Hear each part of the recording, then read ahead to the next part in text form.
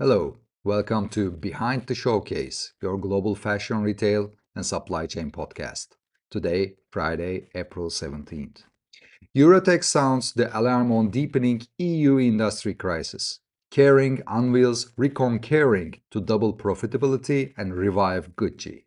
And Shein and Temu get hit with class actions over tariff refunds.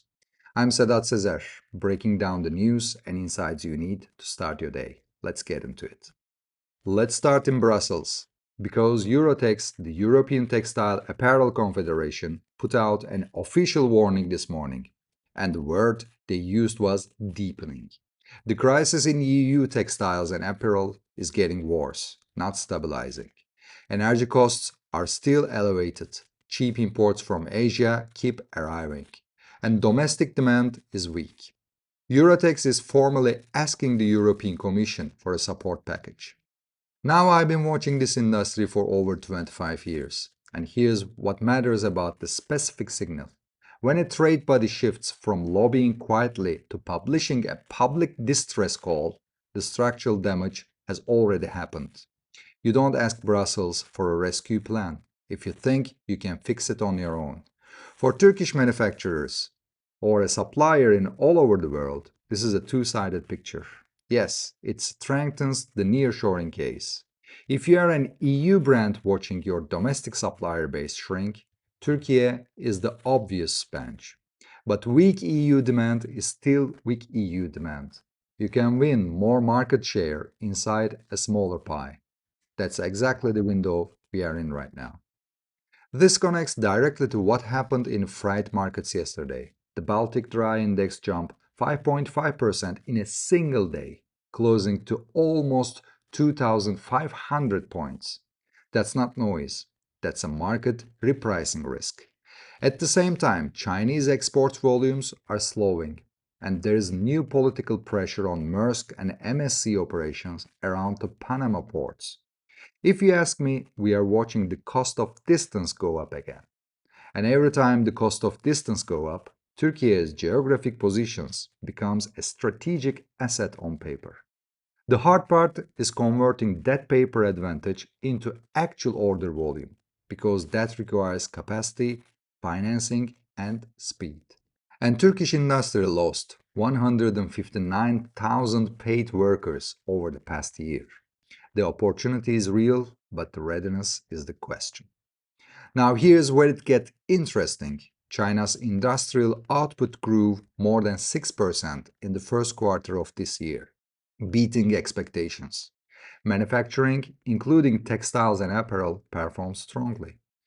So on one side, you have EU factories asking Brussels for life support. On the other hand, you have Chinese capacity coming back harder than forecasts. The global market isn't shrinking, it's redistributing. And redistribution is never neutral. It rewards whoever can deliver faster, cleaner, and closer to the buyer. That's the game we need to be playing.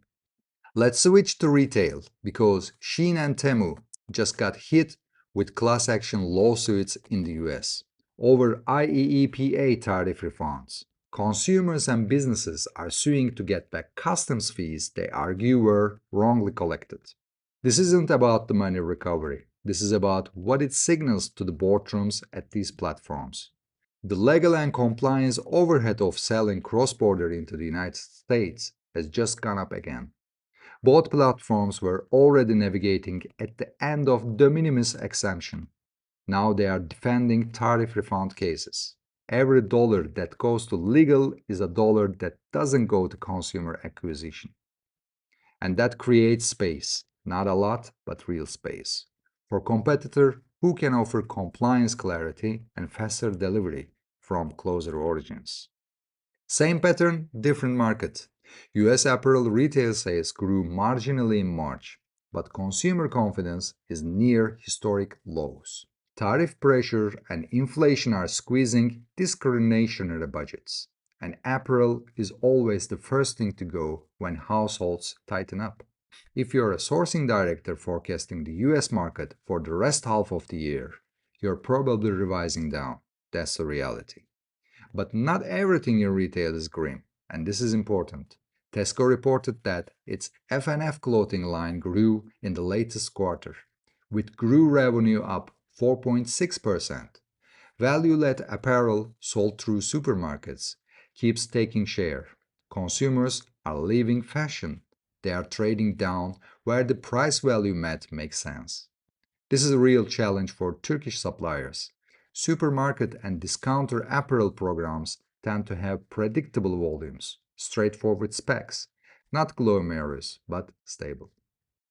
This brings us to the luxury side, where Kering's new CEO, Luca De Meo, just unveiled ReconKering, a plan to double operating profitability over the medium term and revive Gucci. Fewer boutiques, higher revenue per store, focus on leather goods and jewelry. Kering also took a minority stake in ICCF Group, the parent of Chinese sustainable luxury brand iCycle. A European luxury conglomerate buying into a Chinese brand, not just selling to Chinese consumers. That's a real strategic shift. And when luxury groups restructure their supply base, the ripples reach mid-premium and premium manufacturers. For Turkish leather and accessory and premium apparel producers, the next 12 months are a window to be visible, audited and ready. Luxury restructuring always opens supplier slot. The question is, who is prepared when the call comes? And last story I want to flag. Texas just opened an investigation into Lululemon, the so-called forever chemicals. This is the direction chemical compliance is going in the US, and it's going to spread. REACH compliance in Europe is already the baseline. PFAS scrutiny in the US is the new front. If you are producing technical or performance apparel export, your chemical compliance documentation is now a commercial asset, not just a regularity checkbox. The main question I want to leave you today is, every structural problem in one region is a potential opening in another. The question for the Turkish industry isn't whether the opportunities exist. It's whether we are moving fast enough to claim them before someone else does. That's all for today's analysis. To make sure you never miss the insights behind the number, hit subscribe wherever you get your podcast. I'm Sedat Sezer. Thanks for tuning in. I'll see you on Monday, and until then, stay ahead of the curve.